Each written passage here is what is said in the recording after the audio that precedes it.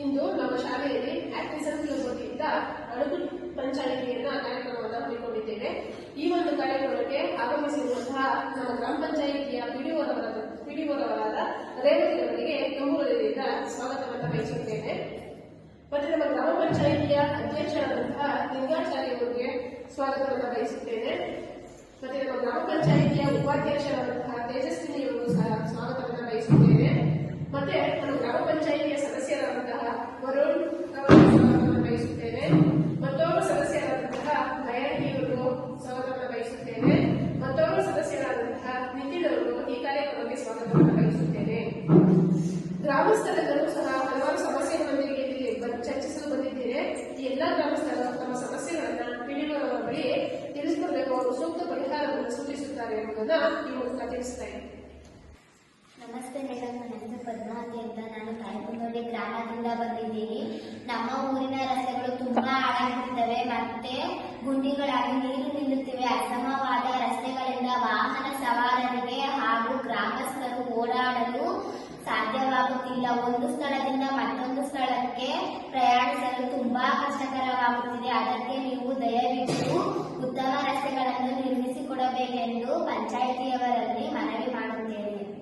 ಜಿಲ್ಲಾ ಪಂಚಾಯಿತಿಯಿಂದ ಅನುದಾನ ಬಿಡುಗಡೆ ಆಗಬೇಕು. ಅನುದಾನ ಬಿಡುಗಡೆ ಆದ ನಂತರ ಉತ್ತಮ ರಸ್ತೆಗಳನ್ನು ನಿರ್ಮಾಣ ಮಾಡಿಸುತ್ತೇನೆ. ಈ ಸಮಸ್ಯೆಗೆ ತಾತ್ಕಾಲಿಕವಾಗಿ ರಸ್ತೆಗಳ ಗುಂಡಿಗಳನ್ನು ಮುಚ್ಚಿಸಿ ಸಂಚರಿಸಲು ಅನುವು ಮಾಡಿಕೊಡುತ್ತೇನೆ. ಸರಿ ಮೇಡಮ್, ತುಂಬಾ ಧನ್ಯವಾದಗಳು. ನನ್ನ ಹೆಸರು ಪ್ರಿಯಾ ಅಂತ. ನಾನು ಅಣೆಕಟ್ಟಿ ಗ್ರಾಮದಿಂದ ಬಂದಿದ್ದೇನೆ.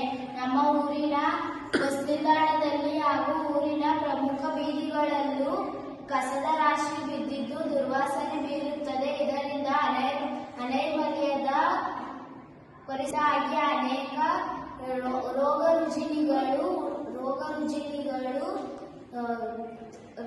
ರುಜಿನಿಗಳಿಗೆ ತುತ್ತಾಗುತ್ತಿದ್ದಾರೆ. ಕಸವನ್ನು ಸೂಕ್ತ ರೀತಿಯಲ್ಲಿ ವಿಲೇವಾರಿ ಮಾಡುತ್ತಿಲ್ಲ. ದಯವಿಟ್ಟು ಕಸವನ್ನು ಸೂಕ್ತ ರೀತಿಯಲ್ಲಿ ಮಾಡಿಕೊಡಬೇಕೆಂದು ತಮ್ಮಲ್ಲಿ ವಿನಂತಿಸಿಕೊಳ್ಳುತ್ತೇನೆ.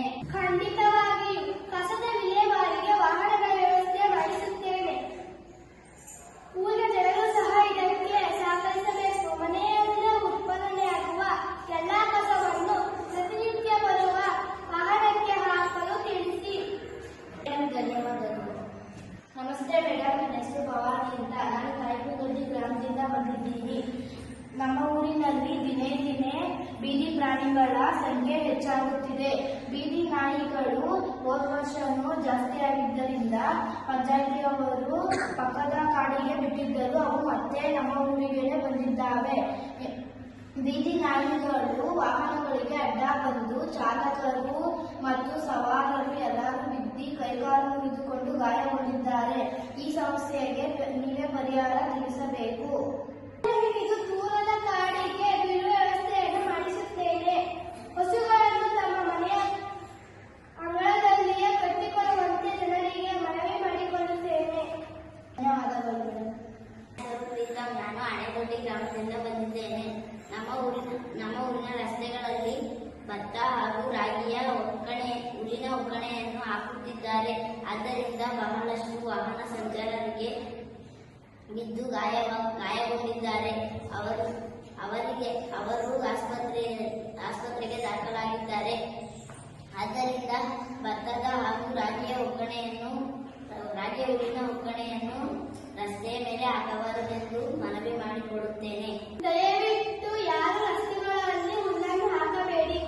ಜಮೀನು ಅಥವಾ ಗದ್ದೆಗಳಲ್ಲಿ ನಿಮ್ಮ ಕಣಗಳನ್ನು ಹಾಕಿಕೊಳ್ಳಿ ಎಂದು ಜನರಿಗೆ ಮನವಿ ಮಾಡಿಕೊಳ್ಳುತ್ತೇನೆ. ಮೇಡಮ್, ನಾನು ಕಾಯಕನಹಳ್ಳಿ ಗ್ರಾಮದಿಂದ ಬಂದಿದ್ದೇನೆ. ನಮ್ಮ ಗ್ರಾಮ ಪಂಚಾಯಿತಿಯ ಗ್ರಂಥಾಲಯ ಪಾಲಕರು ಮತ್ತು ವಿದ್ಯಾರ್ಥಿಗಳನ್ನು ಓದಿಸಲು ಅವಕಾಶ ಮಾಡಿಕೊಡುತ್ತಿಲ್ಲ. ಆದ್ದರಿಂದ ನೀವು ದಯವಿಟ್ಟು ವಿದ್ಯಾರ್ಥಿಗಳನ್ನು ಗ್ರಾಮ ಪಂಚಾಯಿತಿಯಲ್ಲಿ ಓದಲು ಅವಕಾಶ ಮಾಡಿಕೊಡಬೇಕೆಂದು ಕೇಳಿಕೊಳ್ಳುತ್ತೇನೆ.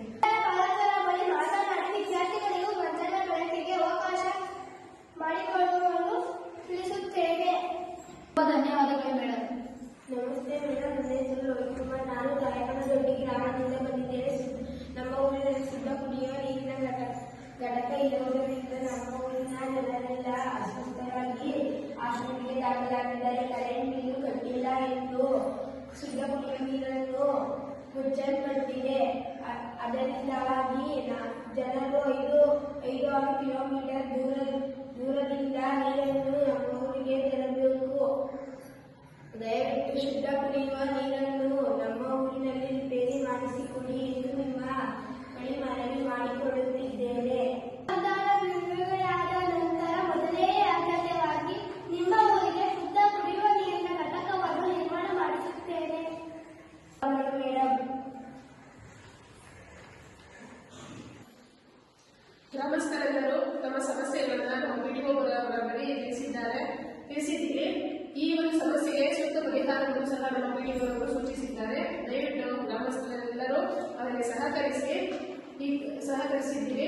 ಈ ಒಂದು ಕಾರ್ಯಕ್ರಮವನ್ನು ಯಶಸ್ವಿಗೊಳಿಸಿದಂತಹ ಪ್ರತಿಯೊಬ್ಬರಿಗೂ ಧನ್ಯವಾದಗಳು.